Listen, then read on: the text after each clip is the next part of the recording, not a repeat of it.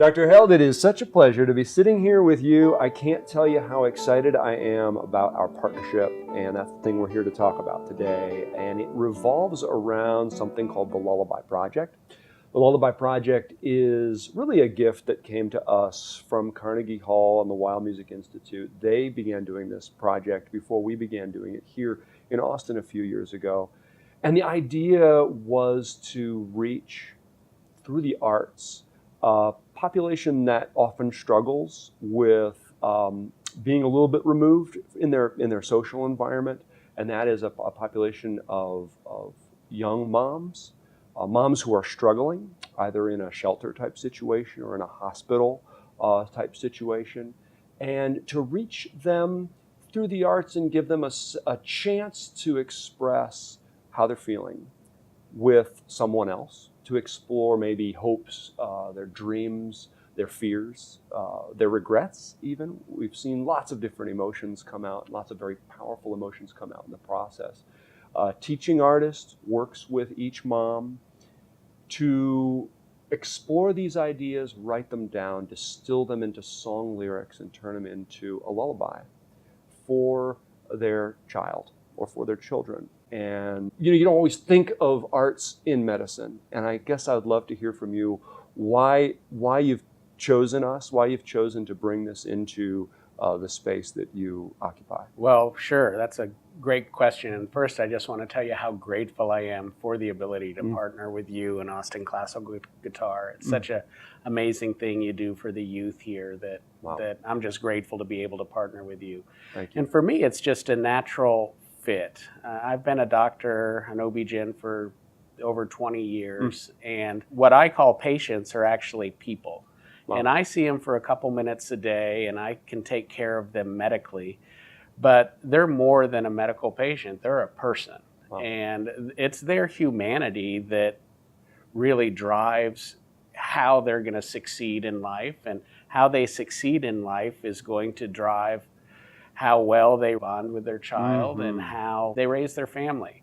So that's something that medicine traditionally has not been good at fostering. Wow. The medical concept would be the social or economic determinants of health, and we don't focus on that in medicine. And so that forces us, I think, to partner with the people who can focus on people's humanity. And over time, you shared with me, there are robust studies about this particular issue as well. I would trust your opinion and your experience anyhow, but I know that driving a lot of your opinion on this at this point are studies that you're seeing that are coming out. Oh yeah, sure. There's a seminal study that was done in the 90s. It's called the Adverse Childhood Experiences Study.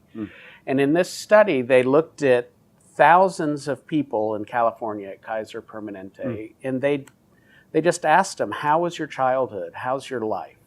Were your parents divorced? Were your parents alcoholic? Are your parents in jail? Did your parents beat each other? Did your father abuse your mother? And based on responses to those questions, none of which are medical, those are all social questions, health outcomes are very predictive. So, for example, if 3 or more of those questions are positive, a given woman is twice as likely to commit suicide, 4 times more likely to be sexually abused, a couple times more likely to be obese, 7 or 8 times more likely to have diabetes. So a lot of health outcomes are dependent on whether a young child has a supportive, loving environment or whether they have a really rough environment as a child. That has nothing to do with medicine, but it drives health outcomes. Amazing. And so what you're doing by helping a struggling mom create a lullaby for her child is helping her break that cycle. You're helping raise her consciousness about her hopes and dreams for her child. As you said, there's been a lot of tears in our sessions. There really have been. When our clients think about their hopes and dreams for their child.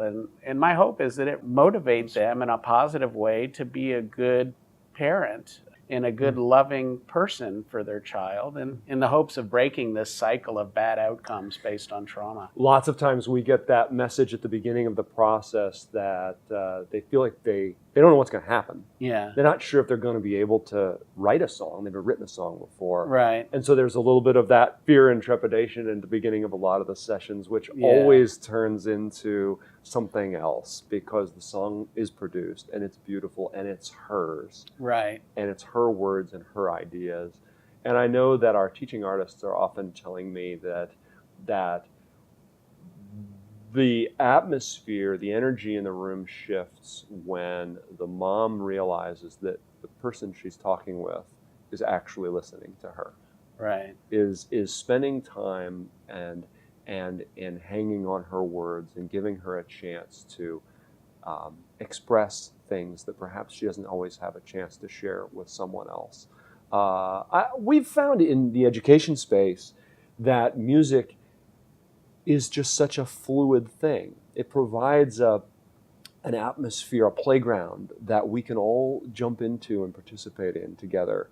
And one of the first times when you asked us to go to Travis County Jail and do some work there, one of the very first times that we were there, our teaching artist Jeremy met with a mom who was in jail, and the energy was a little strange between them because they didn't have terribly much in common until that guitar came out. Right. And as soon as that guitar came out and the notes started flowing, the tears started flowing, the words started flowing, and they connected and they made a beautiful song. Imagine if you're part of a vulnerable population, you're in jail or you do drugs and so you're in trouble with the law, or you're undocumented, so you're scared of the system in that way.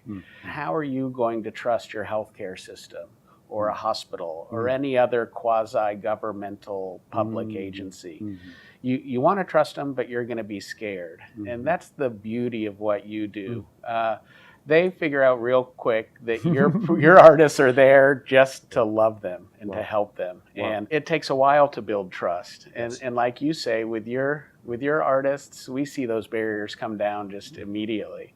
And I'm hoping that reflects back on us. I'm hoping as we expand the project at People's Clinic, our patients will see, well, this is a loving space. And my clinic cares not just about my pregnancy or my medical problem, but me as a person. Can I say one thing I'm super excited about in our new partnership is to see how the Lullaby Project will translate into Spanish. Yes. I think that our Spanish-speaking population should really be drawn to it, and I think great things are going to come from it. I can't wait to share all those new lullabies, those canciones de cuna with you. Yeah, tampoco. Estoy listo. Thank you so much, Dr. Held. We are thrilled, and to be partnering with People's Clinic and taking this project further. We look forward to speaking again once we've got a few of these produced, and can't wait for all the future holds. Great. Thanks a lot. I really do appreciate everything you do for us. Thank you.